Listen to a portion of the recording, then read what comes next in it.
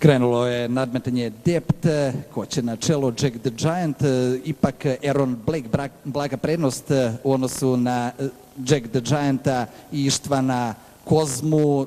Čelo za Jack the Giant, druga pozicija Aaron Blake, tu je na trećoj Felis sa Kristijanom Mustafićem, tu je Kip Kvili, a tu je i Sona Kaj. Šesta pozicija za Saint-Tropez i Miloša Milovića, pa Colorado koga jaše Darko Ljubomirović.